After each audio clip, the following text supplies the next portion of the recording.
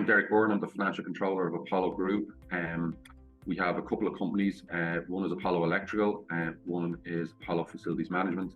So the electrical company is construction based, and the facilities management does everything from emergency lighting, PAT testing, periodic inspection reports, just general electrical call-outs, all of that sort of thing. So a lot of the time the facilities management company takes over from the construction end.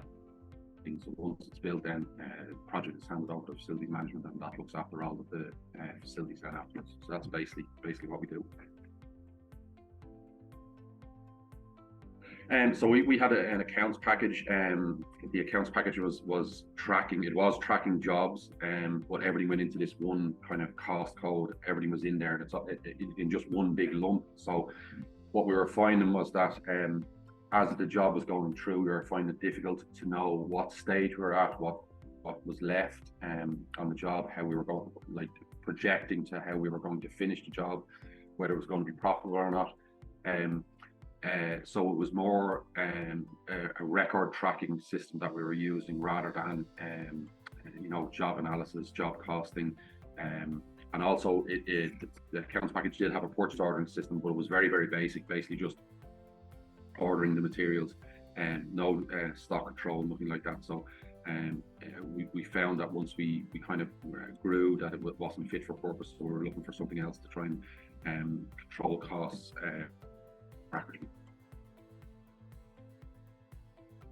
What happened with LiveCosts was that we were recommended it by somebody else, and we just came across it, and we started to have a look at it, and we had time during COVID to kind of delve into it properly. And what I liked about the LiveCosts thing was that the lads were very good at developing it as we went along. Like, we probably were in very early into it, and issues that we came across, they were continuously changing, and we were very, very good. And we mentioned it was things that didn't really suit us that were able to change. LiveCosts is primarily suited to a construction company that has large projects and is trying to track multiple costs on the one project, whereas we're using it for the facilities management company as well, which are multiple projects with only small amount of cost. So that end with cost, it was our own fault. The cost was it took us a little bit of time to figure out what's the best way to record that, and we think we have it now, and it works really, really well for us. That probably cost us a lot of waste of time by delving into it too early, but because of COVID, we had time to do that as well.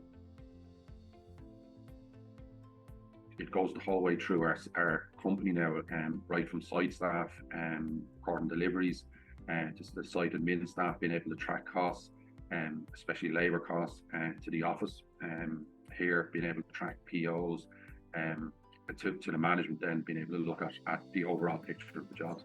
And then because of the new add-ons that are happening all the time, it is making it even better. Like the RFQs that was introduced this year has been just phenomenal for us, because one of the things that we were finding with all of our suppliers, because they're busy and they're trying to make as much as they can and change margins, whatever. And if you're not tracking what they're doing, they're changing prices the whole time. So what the RFQs allow us to do is really, really quickly to track what we paid at the last time, what we're paying this time compared to other suppliers, and then that allows us to change that RFQ very quickly into a PO, and then from a PO into the invoice and into the system. So that has been phenomenal for us. I suppose the RFQs has made a huge difference to us, because one of the things that we were trying to do is make sure that we weren't being overcharged for our products, and the fact that has been introduced allows the other members of staff to catch that before it even comes to me. What I suppose I'm finding, once the system follows its way through, what I'm finding is being able to go in, just log into the system, pick a project, and at any stage look at that project and see whether it's positive or negative from a budget point of view. It's phenomenal for me. So I think there's all the little elements to it that work, but once it flows through correctly, at my end, I should be just looking at the big picture and going in and looking and seeing how we're doing in each of the jobs. That end of it is excellent. Like we had an incident there 2 weeks ago where one of the directors on site asked the accounts assistant in here for costs on the job, on a particular job, and she went off and started producing an Excel sheet to go through this.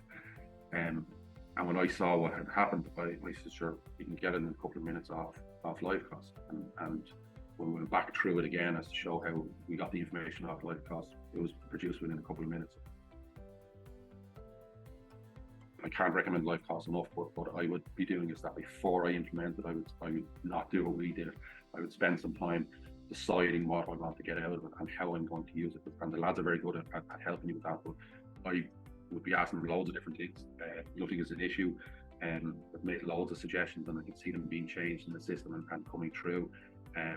So I like that point of view. Like this thing of like I've had tons of things where a person sells you something at the beginning, they're all come to look after you, and everything is brilliant. You know, I'll be here for you the whole time, and then the minute you've signed up, they're gone. You know, whereas that's not what's happened with LiveCosts. So like that part of it for me is just invaluable. You know.